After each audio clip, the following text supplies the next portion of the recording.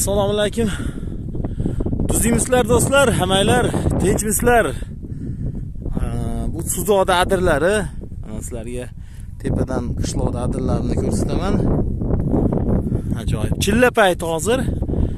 Bugun 8-yanvar.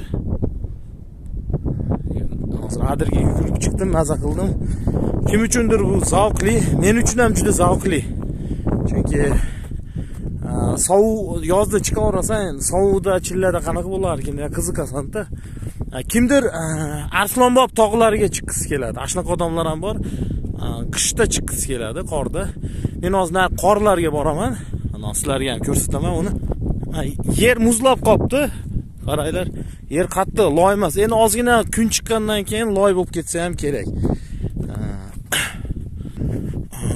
Juda aynaqa sovuq shamol ekan. Eng avvalo adir nima beradi bizga? Adir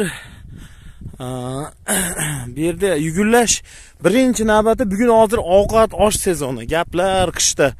Hamma yolqovlikka mingan payti, jasadning mazasi kuchaygan payt, lekin unga yordam berish ozaygan payt bo'ladi-da. Qo'yiq ovqatlar, osh, palov, choyxonalarda o'tirishlar kuchaygan payt, sezon. Ashunga yordam berish kerak. Hozir shu adir, kichkina kachalkalar, zallar, bular hammasi futbol, hammasi shu organizmga yordam, qonni suyultirishlikka. Qishda shuna qo'yilib ketadi inson. Mana do'stlar, qorga keldik. Qaranglar. Qotib. Ertaman chiqayotsam, ikkita ayol kishi adirdan tushib kelyapti. Ular ham salomatchilik uchun juda qayg'urib deydimi, shu mashq qilayotgan payti ekan, yurib. Eng avvalo adirda men nimani chustit qilaman. Avvalo har bir odamda o'zini yaratuvchiman, xudoman o'zini suhbati bo'ladi doim. U qanaqa yerlarda, qanaqa muhitda yaxshi bo'ladi desa, tinchlik bor joyda. Misol namoz, masjidlar, har ibodatxonalar, bular ham xudoga ibodat qilish uchun, ya'ni muloqot qilish uchun yordam o'zi aslida. Muloqotni o'zi emas baribir. U muloqot qilish uchun muhit yaratishda. Muloqot har bir odamning o'zining ichida bo'ladi. Shunga har bir odamning o'zining ichida, o'zini qalbida bo'ladi. Adram mana shunaqa joy. Adram shu tabiat insonga tinchlikka erishish uchun, xotirjamlikka erishib turib gaplash uchun zo'r joy. Chunki islom so'zi aslida u xotirjamlik degani, tinchlik degani. Salom degan so'zlar bor. Assalom so'zi sizga tinchlik tilayman degani, tinchlik, omonlik. Shu qayerda tinchlik? Bu qalbdagi tinchlik. Bizi tabiiy xilqatimizdagi tinchlik. Oyat ham bor, islomni tabiiy xilqatda saqlangiz. Bilsangiz, eng to'g'ri yo'l shudir.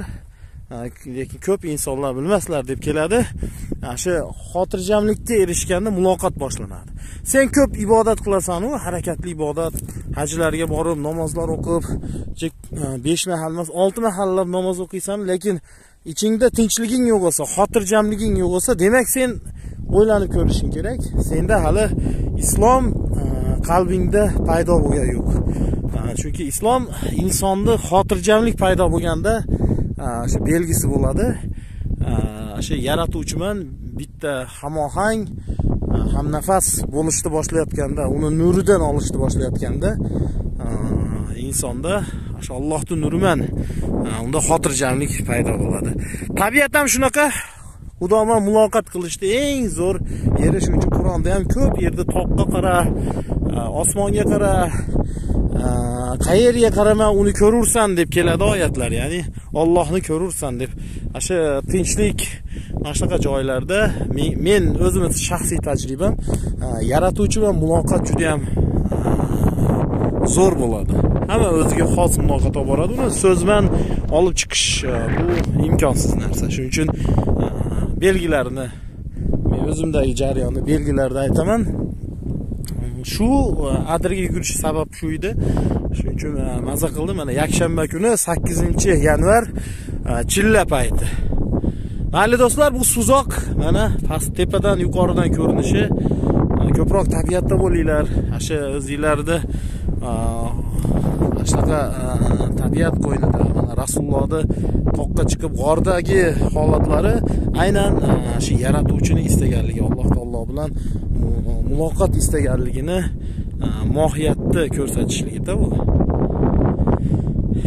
Sizlar bilan uchrashtirgan yaratganga hamdlar bo'lsin. Minnatdorman.